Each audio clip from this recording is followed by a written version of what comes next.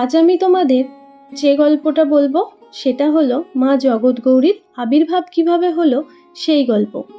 আগের একটা পর্বে তোমাদের সাথে ভাগ করে নিয়েছিলাম মা জগৎগৌরীর বৈচি গ্রামের ঝাপান উৎসবের গল্প। আজ সেই দেবীরই সৃষ্টি বা আবির্ভাবের কথা তুলে ধরবো তোমাদের কাছে।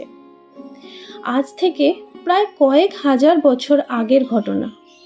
বর্তমানে পশ্চিমবঙ্গের বর্ধমান জেলার একটা ছোট্ট গ্রাম নারকেলডাঙ্গা। তখন প্রায় জনমানব শূন্য একটি এলাকা ছিল।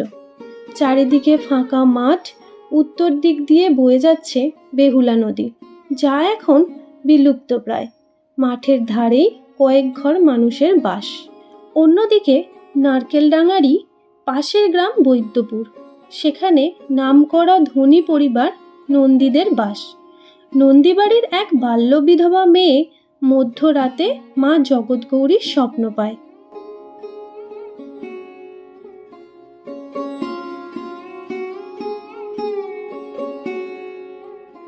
ওঠ মেয়ে, ওঠ, ঘুম থেকে ওঠ, আমাকে উদ্ধার কর তুই।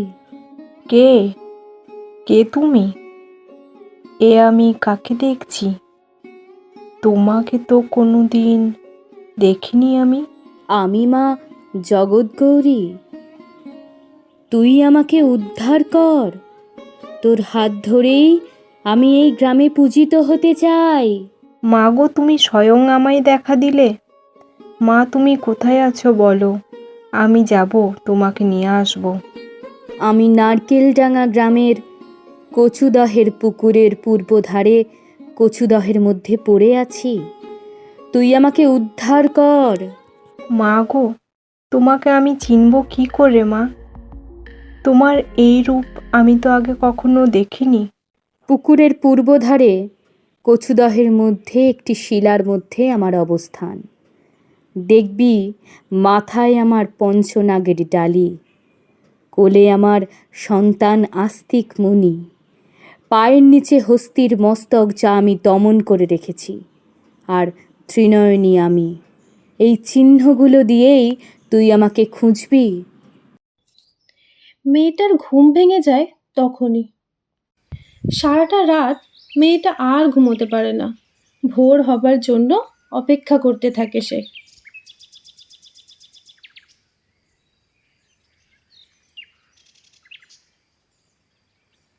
পরের দিন সকালবেলায় মেয়েটি তার রাতের স্বপ্নের কথা বাবাকে বলতে থাকে। তার বাবা তার সব কথা শুনে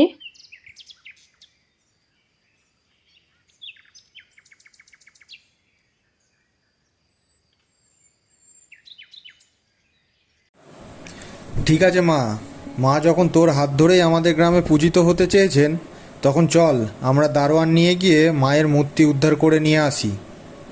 বাবা, আমিও যাব। অবশ্যই, তুই না গেলে আমরা মায়ের রূপ চিহ্নিত করব কি করে? ঠিক আছে বাবা, চলো তবে, আর দেরি করা ঠিক হবে না। দারোয়ান, দারোয়ান, চলো আমরা পাশের গ্রামে নারকেলডাঙ্গায় যাব এক বিশেষ দরকারে। তারপর তারা বেরিয়ে পড়ে নারকেলডাঙ্গার উদ্দেশ্যে। পায়ে হেঁটে প্রায় 2 কিলোমিটার মতন পথ অতিক্রম করে অবশেষে গিয়ে পৌঁছায় সেই কচুদহের পুকুর পাড়ে। দারোয়ান, তোমরা পূর্ব দিকের কোণ বরাবর মাটি খুঁড়ে খুঁজতে থাকো। সেখানে দারোয়ানরা খুঁজতে থাকে। কিছুক্ষণ পর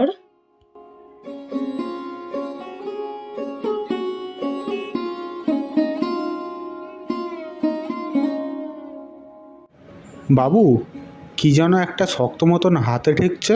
তোলো, ওটা টেনে তোলো।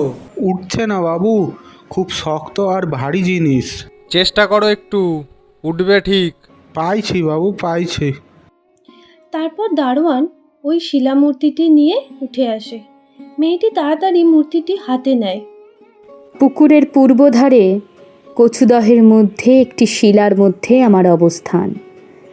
দেখবি মাথায় আমার পঞ্চনাগের ডালি, কোলে আমার সন্তান আস্তিক মণি, পায়ের নিচে হস্তির মস্তক যা আমি দমন করে রেখেছি, আর ত্রিনয়নী আমি। এই চিহ্নগুলো দিয়েই তুই আমাকে খুঁজবি।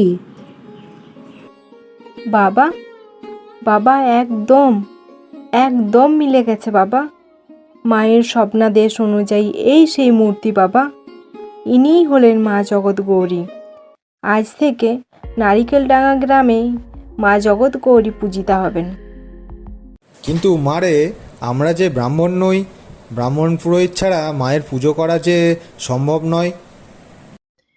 এমন সময় তিনি দেখতে পান নারিকেলডাঙ্গা গ্রামের দরিদ্র সাধক পুরোহিত তাদের দিকেই আসছেন।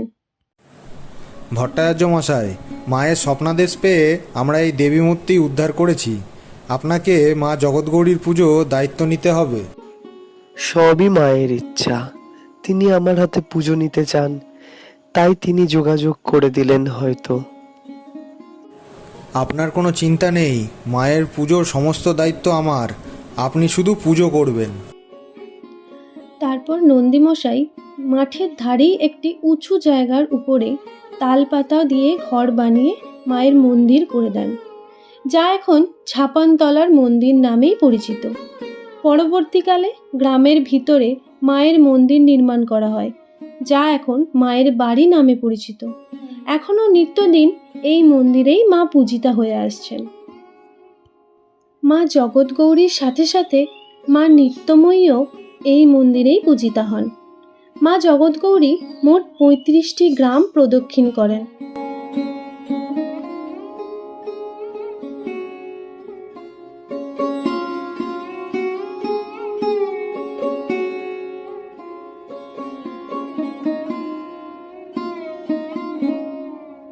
আষাঢ় মাসের দশহরা তিথির 10 দিন পর নারকেলডাঙ্গা গ্রামে মা জগৎগৌরীর ছাপান উৎসব অনুষ্ঠিত হয়। আজ আবারও আমি অ্যানিমেটেড ভিডিওর মাধ্যমে মা জগৎগৌরীর আবির্ভাব রহস্য তোমাদের কাছে তুলে ধরতে পেরে খুবই আনন্দিত। সমস্ত তথ্য পূর্বসূত্রে এবং বয়স্ক মানুষদের থেকেই পাওয়া। ভুল ত্রুটি থাকলে ক্ষমা করবেন। জয় মা জগৎগৌরীর জয়। আশা করি আমাদের এই ভিডিওটা আপনাদের ভালো লেগেছে। এইরকম নতুন রোমাঞ্চকর ভিডিও পেতে হলে আমাদের চ্যানেলটিকে সাবস্ক্রাইব করে নিন আর লাইক, কমেন্ট, শেয়ার করতে ভুলবেন না কিন্তু।